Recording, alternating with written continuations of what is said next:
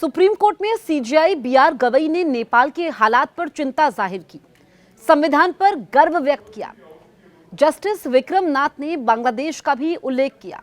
नेपाल के हालात पर सुप्रीम कोर्ट ने भी चिंता जाहिर की है। प्रेसिडेंशियल रेफरेंस पर सुनवाई के समय कॉन्स्टिट्यूशन बेंच की अध्यक्षता कर रहे चीफ जस्टिस बीआर गवई ने कहा, हमें अपने संविधान पर गर्व है। पड़ोसी देशों की ओर देखिए, नेपाल में हमने देखा। इस पर जस्टिस विक्रम नाथ ने कहा कि बांग्लादेश में भी दरअसल हुआ कुछ यूं कि प्रेसिडेंशियल रेफरेंस मामले की सुनवाई के समय संविधान पीठ अलग अलग पक्षों को सुन रही थी।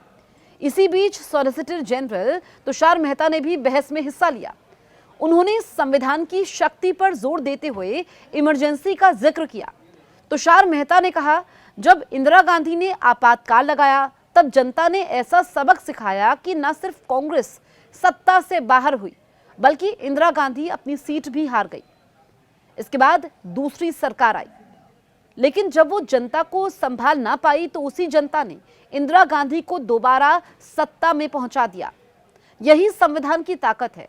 इस पर सीजेआई गवई ने तुरंत जोड़ा, वो भी प्रचंड बहुमत के साथ। एसजी ने सहमति जाहिर करते हुए कहा कि यही हमारे संविधान की ताकत है और ये राजनीतिक तर्क नहीं बल्कि सच्चाई है। सुप्रीम कोर्ट की ये टिप्पणी ऐसे समय आई है जब नेपाल और बांग्लादेश जैसे पड़ोसी देशों में राजनीतिक अस्थिरता और संविधान को लेकर विवाद जारी है। नेपाल में हालात ऐसे बन गए हैं कि जनता के गुस्से की वजह से पीएम को पद छोड़ना पड़ा। 4 दिन से देश में आग लगी हुई है। बांग्लादेश में कुछ महीनों पहले ऐसे ही हालात बने हुए थे और पीएम शेख हसीना को अपना देश छोड़कर भारत में शरण लेनी पड़ी थी। भारत का संविधान दुनिया के सबसे बड़ा और सबसे लोकतांत्रिक संविधान में से एक है। इसने न केवल जनता को बराबरी और अधिकार दिए हैं बल्कि सत्ता में बैठे नेताओं को भी सीमाओं में रहने का सबक सिखाया है। आपातकाल जैसी स्थिति में भी लोकतंत्र ने अपनी राह बनाई और जनता ने संविधान के जरिए ही सत्ता को पलट दिया। न्यायपालिका ने कई ऐतिहासिक फैसलों के जरिए संविधान की आत्मा को मजबूत बनाए रखा है।